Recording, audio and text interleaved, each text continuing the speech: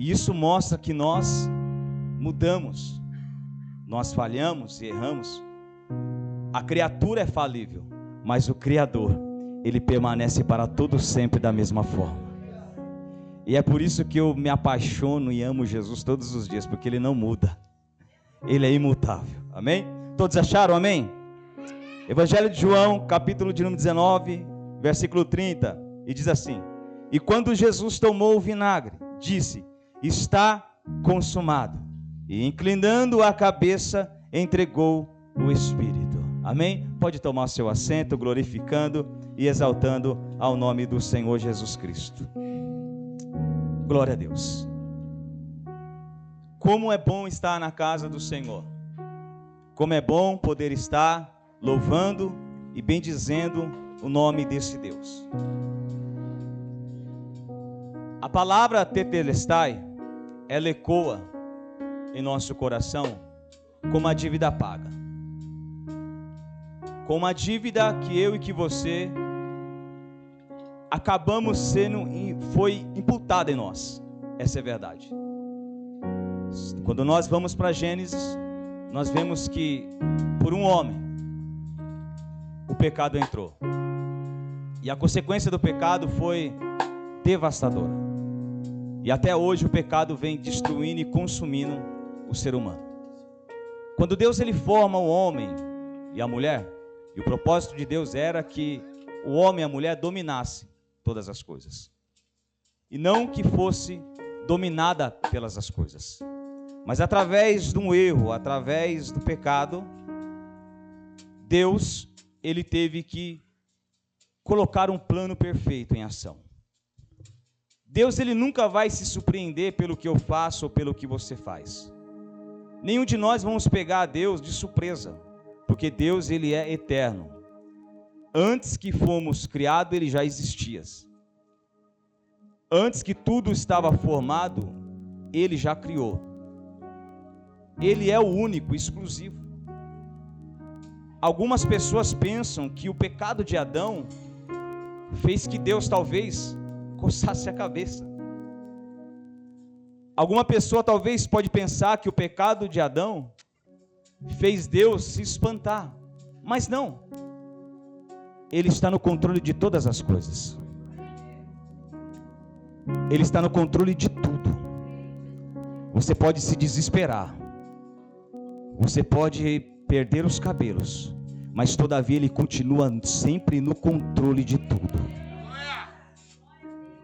Talvez houve uma festa no inferno, quando o homem e a mulher consumiu o pecado. Só que Deus já tinha um plano engavetado, pronto para pôr em prática. Por um homem entrou o pecado, mas por outro homem a salvação também entrou na terra, aleluias. E é sobre essa salvação que nós estamos hoje debaixo. A salvação que vem através do sangue de Jesus Cristo. No livro Evangelho de João, capítulo de número 3, versículo 16, diz: porque Deus amou o mundo de tal maneira. Não existe um homem ou uma mulher capaz de explicar esse tal maneira. É inexplicável o amor de Deus sobre a minha vida e sobre a tua vida. O nosso mérito hoje era condenação interna, mas pela graça sois salvos. E isso não é dom nosso, é dom de Deus. Isso mostra o amor que Deus tem para você, porque todos nós que estamos aqui já pecamos hoje. Falhamos hoje com Deus, erramos hoje, mas mesmo assim Ele diz: e eu ainda continuo amando cada um de vocês, aleluia. E é esse amor de Deus que nos traz a oportunidade de reconhecer a nossa falha, o nosso erro, e estar aqui nessa noite para bendizer o nome dEle, aleluia. Então Deus amou o mundo de tal maneira, e Ele não precisava provar mais nada, e a maior prova que Deus deu de amor, foi enviando o seu Filho unigênito, para morrer por mim e para morrer por você. No Antigo Testamento, toda dívida de pecado era se paga com sangue. Era uma ovelha, era uma pomba. E o pecado que foi constituído pelo homem, agora no Novo Testamento, deveria ser pago também. a ira de Deus estava sobre a humanidade. Para nós podermos entender sobre a ira de Deus, é um caminhão desgovernado. E Deus ia realmente nos fulminar. Deus realmente ia dar cabo de nós. Mas Jesus entra na frente como aquele intermediário, como aquele que, Pai, se no Antigo Testamento o derramamento de sangue pagava os pecados, eu me coloco para pagar a dívida da humanidade no Novo Testamento. E Jesus se coloca como oferta para um sacrifício único e suficiente para realmente resgatar a humanidade. Um sacrifício, e resgatou toda a humanidade que havia se perdido, que havia se falhado. Mas Jesus se coloca na frente como único e exclusivo e diz: Pai, eu vou por eles e para eles. E na cruz do Calvário nós vemos esse amor de Deus sendo manifestado através do seu Filho. Alguma mãe, algum pai pode se falar: eu dou a vida pelo meu filho.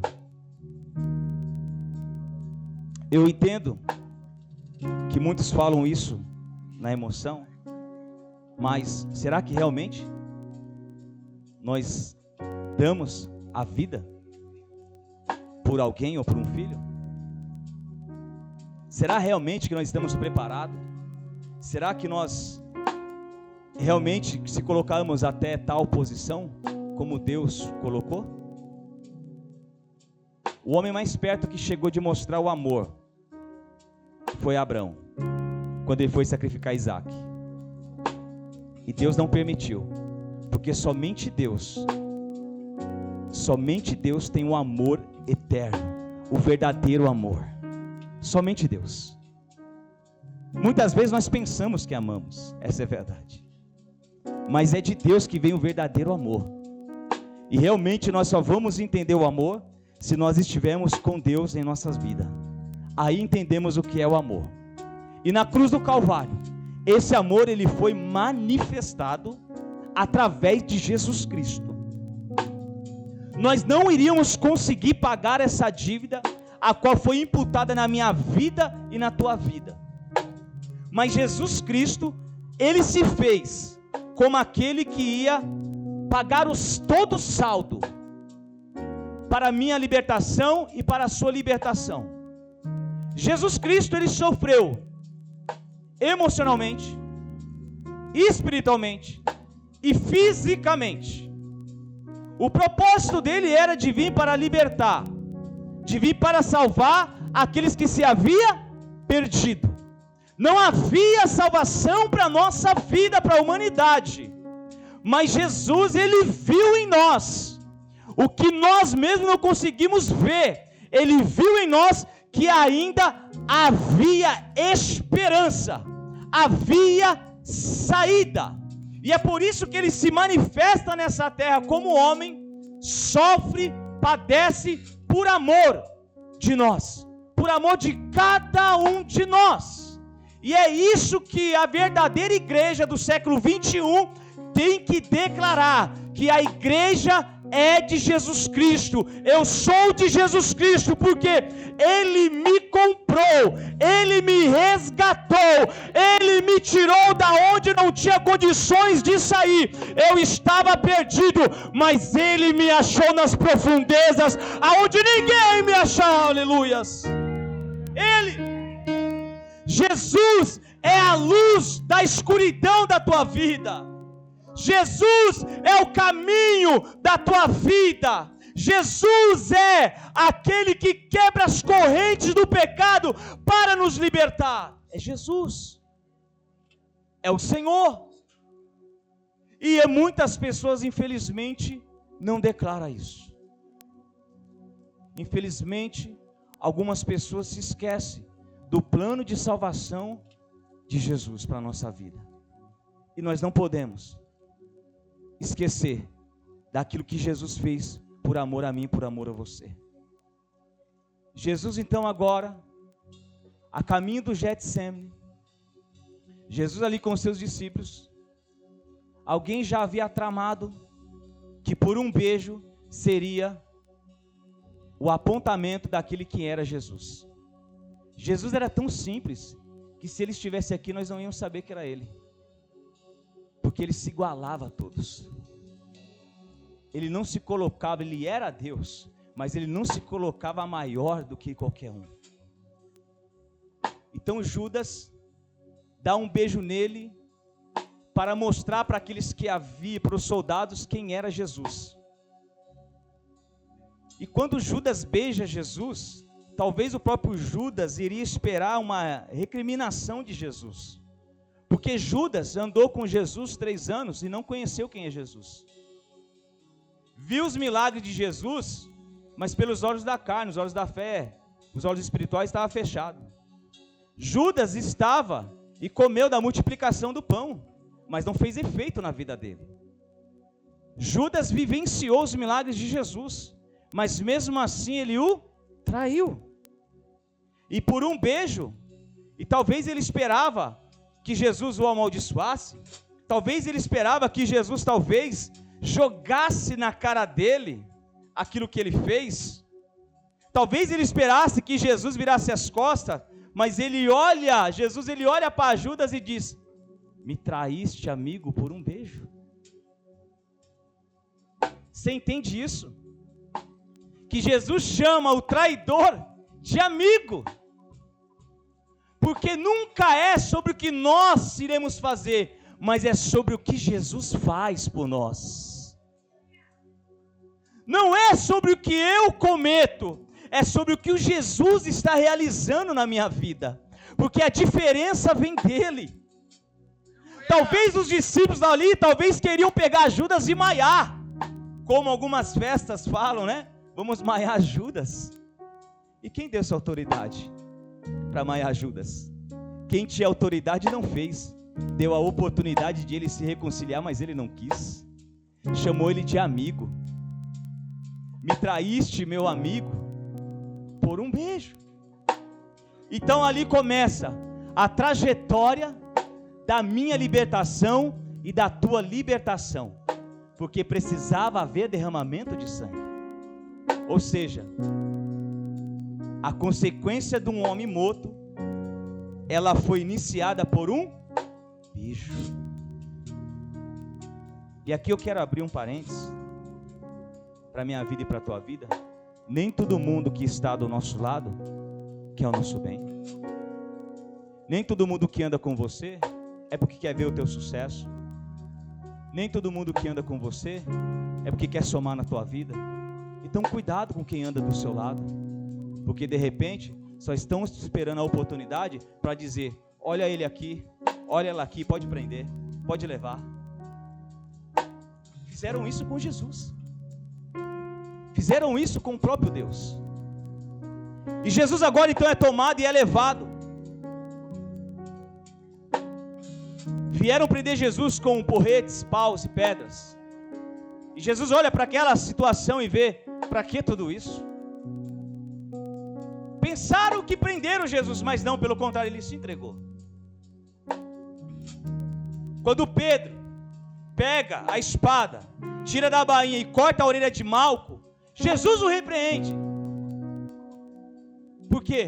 Jesus no seu ministério estava falando: o Filho do Homem veio para padecer, veio para morrer. Jesus nunca ocultou o que ele iria realizar na terra. Mas às vezes nós estamos que nem os discípulos, só queremos ver o milagre, só queremos ver a glória, mas não estamos orando, mas não estamos buscando. E os discípulos ali, Pedro vai e corta a orelha, e Jesus o repreende dizendo: você não sabe que se eu quiser eu mando uma legião de anjos aqui para me livrar? E o propósito não era de Jesus ser livre ali, era de Jesus cumprir aquilo que estava designado por amor à humanidade, por amor a nós. Jesus então é levado, humilhado. A Bíblia vem dizer que ele foi esbofeteado, cuspiram no seu rosto. Jesus se deixou se humilhar. Jesus se deixou-se a chegar ao nível mais baixo que ele poderia. A Bíblia vem dizer que ele se desfez de toda a sua glória. Se fez como homem, miserável, para morrer por mim e por você.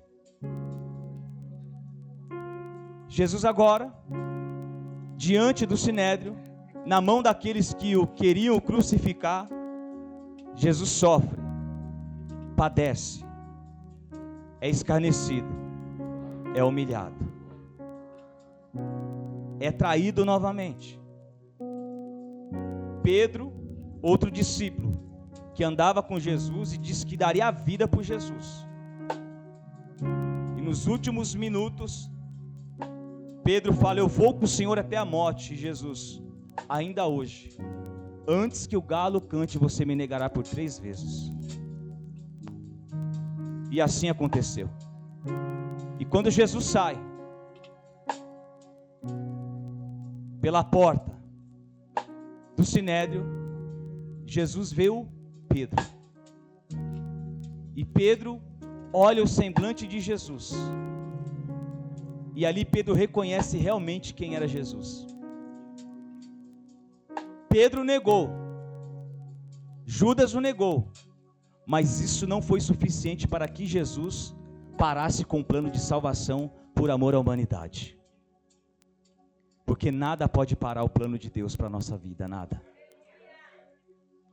Isaías 700 anos ele já declarava: agindo Deus, quem impedirá? Quem vai impedir? Agora Jesus então é levado ao ato mais cruel que a humanidade passou. Eu creio que alguns aqui conhecem a história de Hitler, o que ele fez com os judeus. E é muito triste, é muito pesado o que ele fez. Mas não se compara ao que Jesus passou. E você conhece a história e o sofrimento de Jesus. E nas vias estreitas de Jerusalém, ele vai subindo, não para uma festa. Ele não vai subindo para o culto. Ele não vai subindo para adorar. Ele não vai subindo para se colocar diante de um púlpito. Não.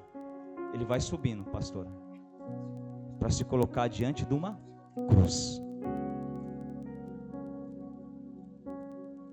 O lugar mais humilhante ele escolheu para nos libertar, para nos salvar. E nessa noite eu quero te perguntar: quem é Jesus para você? Quem é Jesus para você? É aquele que pode salvar o seu casamento? É aquele que pode encher a sua igreja? É aquele que pode dar uma faculdade linda para o seu filho? É aquele que pode te entregar uma casa? Esse não é o Jesus que nós devemos procurar. O Jesus que deve ecoar no nosso coração é aquele que morreu na cruz por Calvário. Mesmo nós sermos merecedores de pecado, Ele olhou e viu em nós o que nós não conseguimos ver: graça e misericórdia. É esse Jesus que nos amou primeiro. É esse Jesus que a humanidade causou a morte dele cruel, mas ele em nenhum momento recuou daquilo que estava proposto para ele fazer. Jesus então subindo, e Jesus estava tão cansado, tão oprimido e tão castigado. E eu não vou falar aqui sobre o que aconteceu nas costas dele, porque tem as crianças, e vou poupá-las disso, mas você sabe. Porque subindo ele não suportou o peso da cruz. E quem tinha que levar a cruz era ele. E por algum momento, meus irmãos, Satanás, como a Bíblia diz que ele está sempre ao derredor, ele está vendo, e Satanás estava pronto para comemorar que Jesus não ia conseguir chegar até o propósito.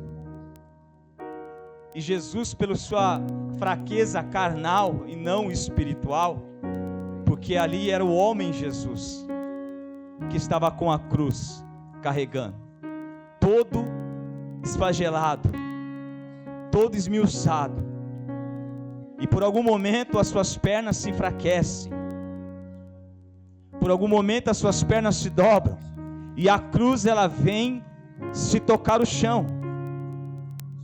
Mas havia alguém ali no meio daquela multidão que iria emprestar o ombro para Jesus continuar o seu sacrifício. Deus enviou um sirineu para dizer: o plano ainda está em continuação ainda.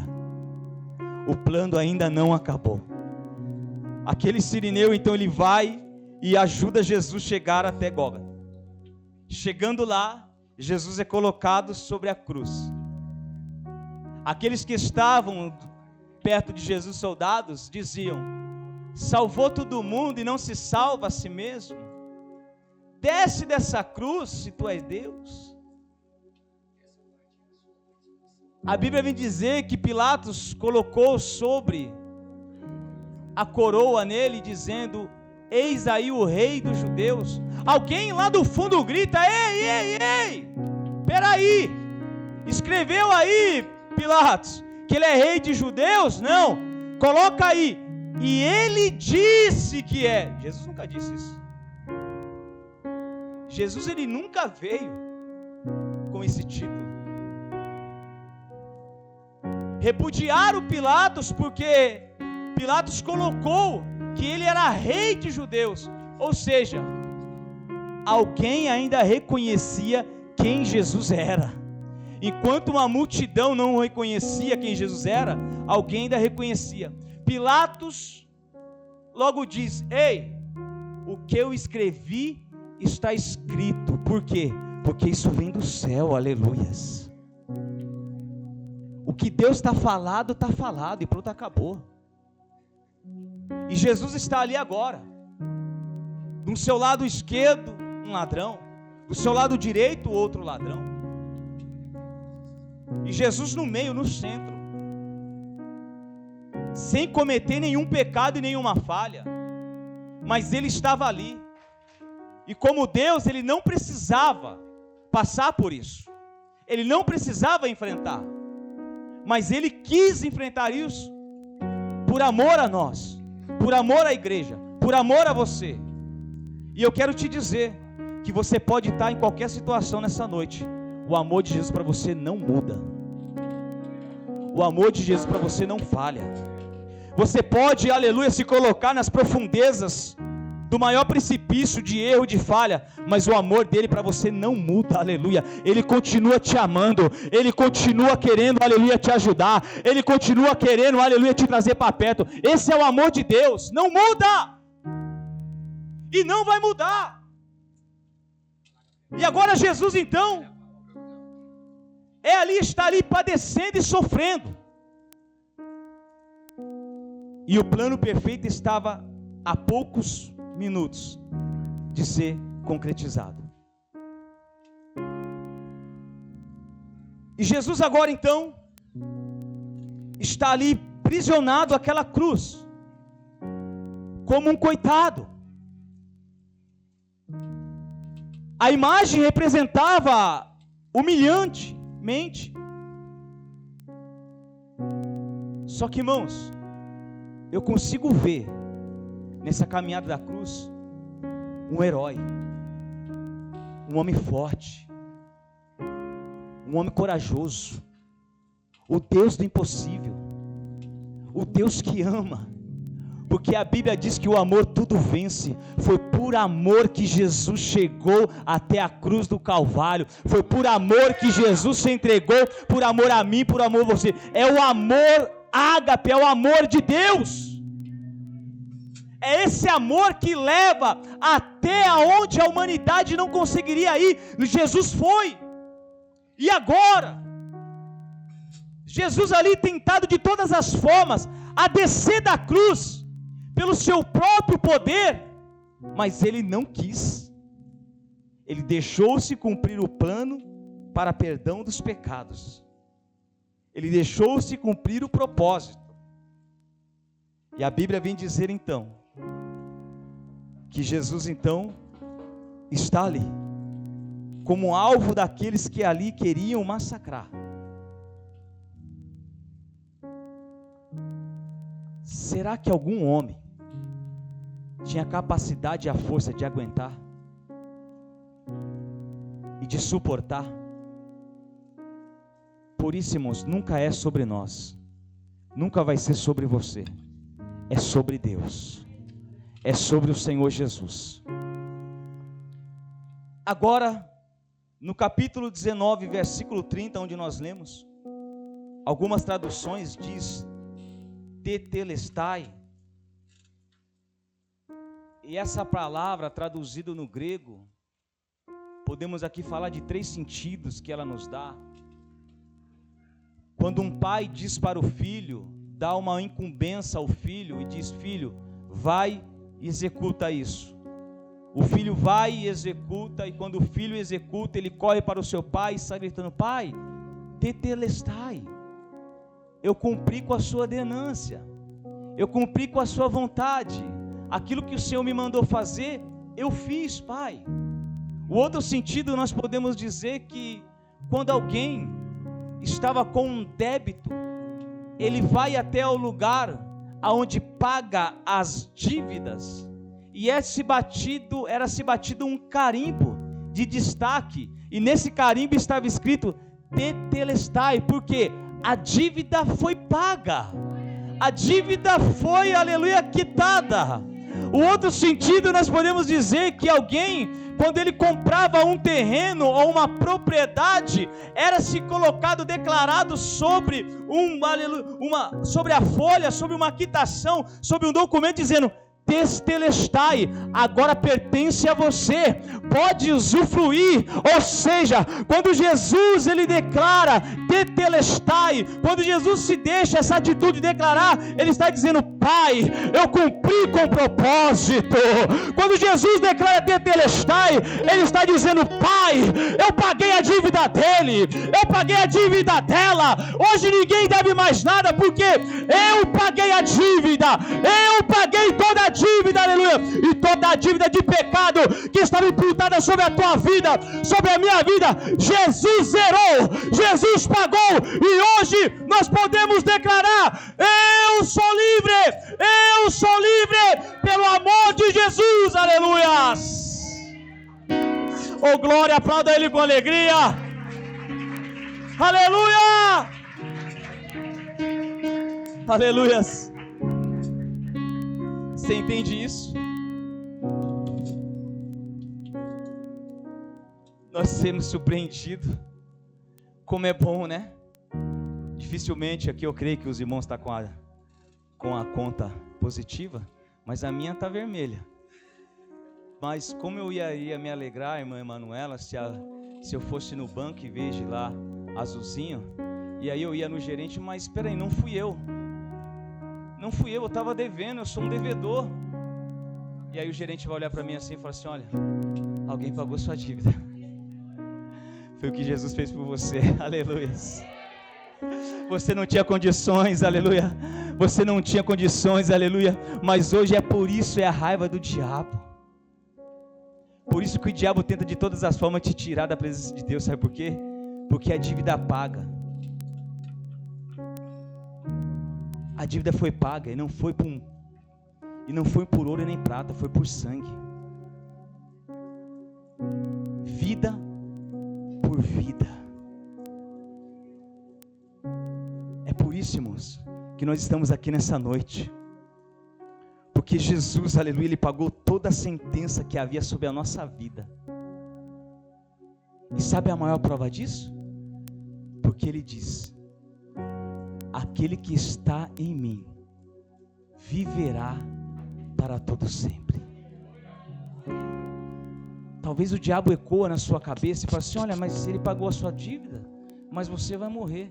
Sim, o corpo vai, mas ao morrer eu tenho uma morada preparada lá no céu. porque ele diz: eis que vou ao Pai, preparar a vossa morada. Mas por que, Jesus? Porque aonde eu estiver, vós estarás também, aleluia. Esse é o amor de Deus. Que Deus é esse? Que espera que você vai crescer, vai se relacionar, vai casar, vai ter filhos, vai colocar sua geração, mas não muda o plano dele que está lá no céu te aguardando ainda, aleluias. Deus, aleluia, ele vai conceder que você vai fazer uma faculdade, que você vai fazer sua história na terra, e isso não vai mudar o plano de salvação na tua vida, se você estiver com ele. Esse é o Deus que nós servimos. Irmãos, se quem tinha que esperar alguma coisa era eu, mas Deus, parece que Deus está nos esperando, igreja, a gente crescer, formar família, alguns se tornar doutores, outras doutoras, e naquele grande dia, e desfrutar, porque para nós é um desfrutar com Deus nessa terra, e naquele grande dia vai vir aquela premiação, quando a trombeta soar, e ele diz: vem bendito do meu Pai, entrar e tomar o que é por herança, que está, aleluia, desde o início do século, preparado para vós. Olha só que Deus é esse, e tudo que Ele quer de mim e de você, é que nós o adoramos. Ô irmãos, é difícil adorar esse Deus? Não é. Não é difícil adorar esse Senhor, é só nós entendermos o plano de salvação, e em nenhum momento Ele joga na minha cara e na sua cara os nossos pecados, mas pelo contrário, Ele sempre nos dá a oportunidade de nós estarmos na presença dEle. E a Bíblia diz então que Jesus, então, quando Ele declara que Ele tem sede, a Bíblia vem dizer que um soldado vem e fura a sua costela na lateral, e sai sangue misturado com água. E ali, quando ele tem sede, colocaram para ele uma esponja. Para nós entendermos, era como um vinagre, algo muito amargo. Agora imagine, para quem está cansado, para quem está humilhado, para quem está ali todo destruído fisicamente, e ele queria só um pouco de água, e deram para ele vinagre. E ali Jesus então, ele dá o último suspiro e diz: Pai, está consumado. Irmãos, o inferno trabalhou de noite para não ouvir esta palavra de Jesus. O inferno tentou de todas as formas para que Jesus não declarasse que estava consumado, porque o ato da consumação significava o carimbo que estava pago a nossa dívida. Aleluias! Quando Jesus declara: Pai, eu entrego o meu espírito ao Senhor, porque já está consumado, ou seja, ninguém deve mais nada, porque eu paguei toda a dívida. E agora, a Bíblia vem dizer, irmão, que quando Jesus diz: está consumado, o véu foi rasgado de baixo a cima? Não, de alto a baixo. Era Deus dizendo: a dívida agora não existe mais, a barreira não existe mais, agora a comunhão está estabelecida, agora eu ouvirei meu povo, e se meu povo, que se chama pelo meu nome, se humilhar, se converter dos seus maus caminhos, eu ouvirei do céu e sararei a tua terra. Aleluias! Irmãos, o próprio Deus agora, Ele rasgou o véu. O véu impedia que o homem chegava até Deus. E agora, irmãos, o que te impede de chegar até esse Deus que tanto te ama? O que te impede de chegar a esse Jesus que tanto te quer? A história vem dizer que o corpo de Jesus ia ser, mais algumas horas ficando ali, ia ser lançado como indigente. porque alguém teria que levar o corpo. Os 2 ladrões, ninguém reconheceram eles. Foram lançados como indigente, pastor Gilmar. Só que Jesus não é órfão de pai. Aleluias. A Bíblia vem dizer que José de Arimateia, ele vai até Pilatos e meio que ele se humilha. Dá o corpo dele para mim. Dá o corpo dele para mim. E do outro lado vem Nicodemos, aquele que ia na escalada da noite escutar Jesus, a sabedoria de Jesus. José de Arimateia era alguém que tinha posse, e ele pega o corpo de Jesus e leva um bálsamo, passa óleo e leva até o sepulcro. Alguém já estava torcendo, vai enterrar, vai ser humilhado. Alguém já estava falando assim, vai ser lançado, o rei dos judeus vai ser lançado como indigente, mas lá do céu, Deus já tinha provido alguém, aleluia, para guardar o corpo, para limpar o corpo, aleluia, porque rei é rei, meu irmão, aleluia, Deus é Deus, aleluia, e Deus não muda nada, aleluia, nem um ponto, nem uma vírgula. Então Jesus é levado, aleluia, todo limpo, e a Bíblia diz que foi colocado, irmãos, um manto branco sobre ele e um lenço.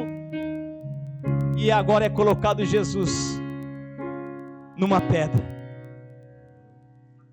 E a história vem dizer que os soldados, Caifás e os sumos sacerdotes e os sacerdotes que eram contra Jesus, ei, José de Arimateia pegou o corpo? Pegou, mas coloca lá soldados para ir atrás deles, porque se alguém sumir com esse corpo aí, vai dizer que ele ressuscitou.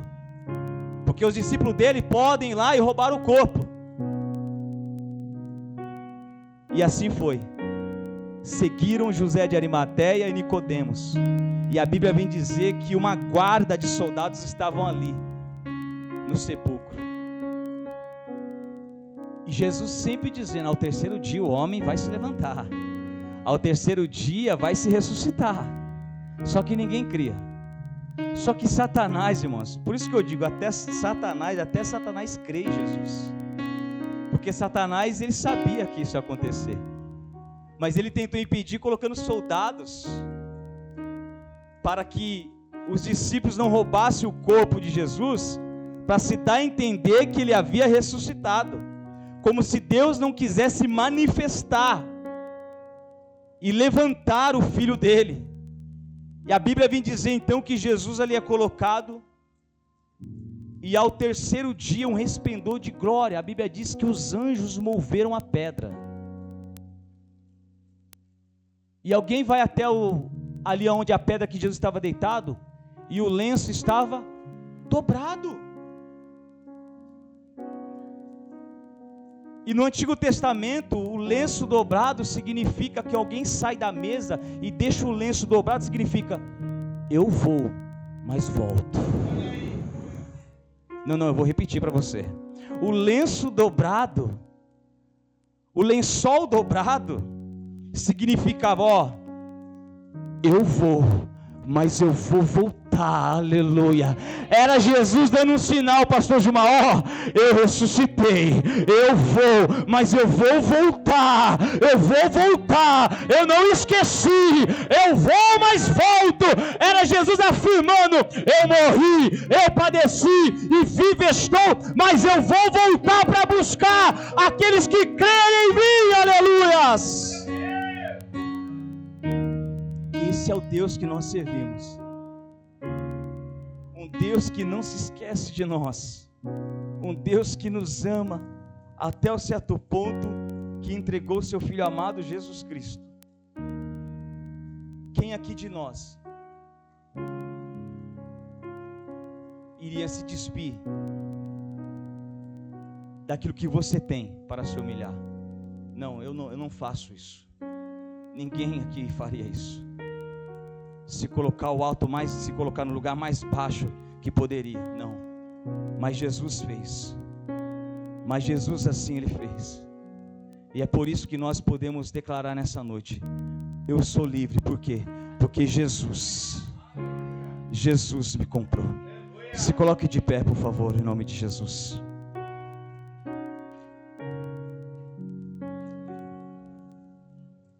como todo trabalho é árduo. E olha só o que Deus moveu nessa noite para que você pudesse estar aqui. Deus moveu tudo e todos para que nós possamos estar aqui para adorar a Ele. E essa é uma oportunidade que nós podemos dizer única nessa noite, porque o amanhã a Deus pertence. E é por isso que eu quero que me falta 1 minuto, para nós agradecermos a Deus em oração. E logo após os irmãos estará louvando e engrandecendo o nome do Senhor. O pastor Gilmar vai estar com a oportunidade. Para, irmãos, engrandecer esse nome desse Deus. Nós, por muitas vezes nos dias, nós esquecemos de engrandecer o nome desse Deus, desse Senhor, que tudo por nós faz. Se vamos e voltamos, é porque Jesus está sobre a nossa vida. Se deitamos e levantamos, é porque Ele está conosco. E às vezes essa correria do dia a dia nos faz esquecer e agradecer quem é Deus. Mas nessa noite eu quero, juntamente com você, agradecer a Jesus pelo que Ele tem se manifestado na nossa vida. Amém? Vamos orar. Senhor, meu Deus e meu Pai, nessa noite, santo, santo é o Teu nome, Jesus. Eu quero aqui te agradecer e bendizer o Teu santo nome, pelas Tuas bênçãos e maravilhas que o Senhor tem realizado, Senhor. Obrigado, Senhor, pela dívida que foi paga na cruz do Calvário.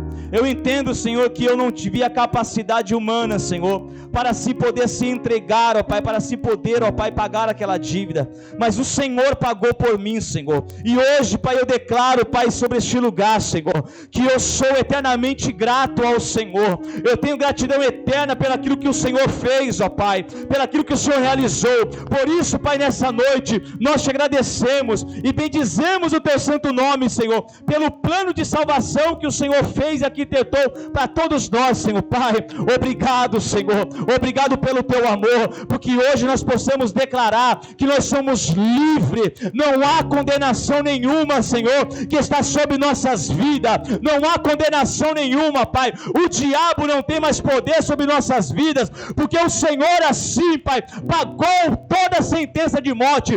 Por isso, Senhor, eu te exalto, por isso eu te glorifico, porque o Senhor é soberanamente único, Senhor, e seja a honra e seja a glória para todos sempre. Você diz amém, aplauda ao Senhor bem forte.